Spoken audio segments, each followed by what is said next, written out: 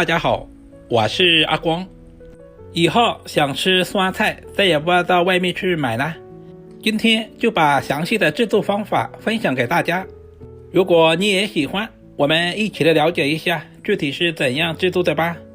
首先准备几颗上海青，我们提前放在太阳底下晒上2个小时，把表面的水分晒干，然后对半切开。做酸菜可以用上海青，也可以用芥菜。接下来我们准备一些淘米水，淘米水的粘稠度可以使酸菜在腌制的时候更好的保持水分，从而使酸菜的口感更加的爽脆，还能使酸菜更加入味，让酸菜的味道更加的浓郁。相比使用专门的发酵剂，淘米水更加的天然安全，泡出来的酸菜口感也会更好。接下来准备一口无水无油的锅，把淘米水倒在锅中，开大火把锅里面的淘米水烧开。接下来把上海青放在锅里面，上海青比较鲜嫩，我们烫制的时间不需要太长，水开以后大约在1分钟左右就可以。如果时间太长，吃起来不爽脆。这一步非常的关键。烫制成视频中这样子就可以了。把烫好的上海青放在准备好的容器里面。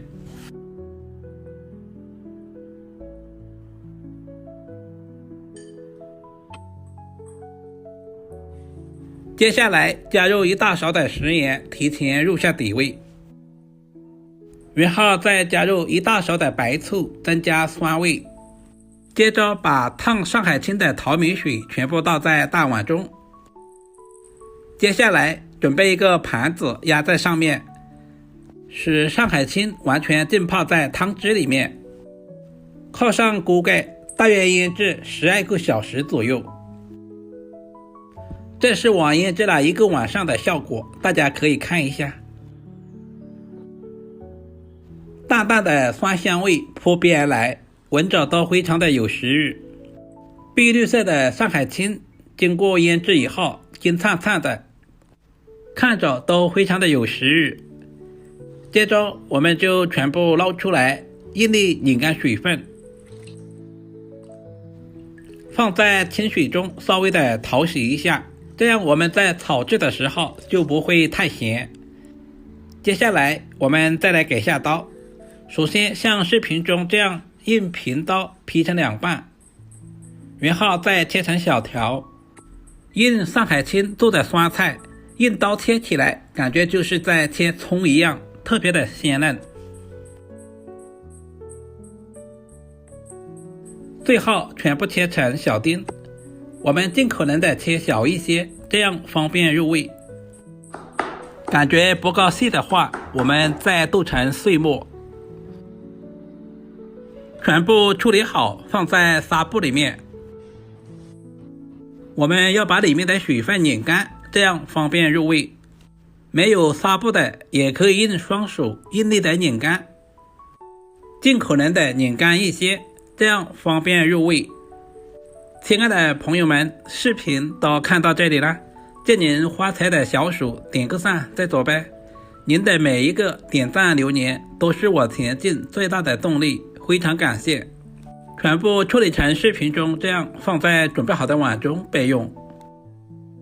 接着准备小块五花肉，把猪皮给切下来，因为猪皮的肉质比较硬。接着把五花肉切成厚片，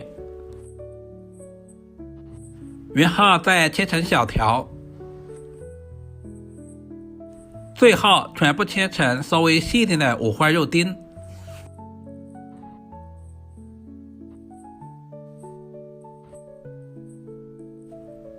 全部切好，放在准备好的盘中。接下来我们简单的准备一些配菜，一小把去皮的大蒜用刀拍一下，拍过的大蒜更容易激发出蒜香味，然后再剁成稍微细一点的蒜末，切好放在盘中。一小块去皮的老姜先切成薄片，再切成姜丝，最后全部切成稍微细一点的姜末。切好和蒜末放在一起，准备几个清洗干净的小米椒切成小圈，切好和姜蒜放在一起，准备一个大青椒，去掉辣椒蒂，然后对半切开，把里面的辣椒籽和辣椒瓤给处理干净，接着再切成大约 0.5 公分左右的小条，然后再切成小方块，全部切好放在盘中。所有食材准备好，我们开始操作。起锅不用放油，然后把酸菜放在锅中，开大火把酸菜表面的水分炒干，炒出香味。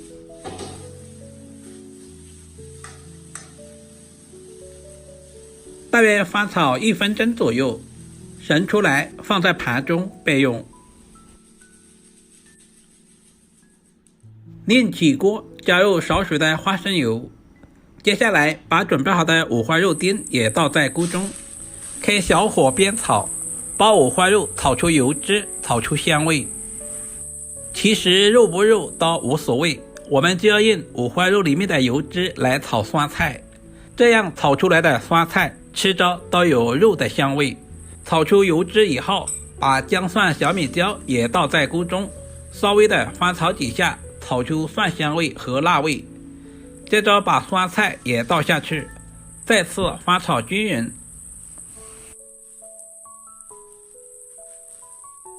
我们简单的调下味，加入大半勺的食盐，小半勺的鸡精，接着把切好的青椒也倒在里面，再次翻炒均匀，把青椒炒至断生。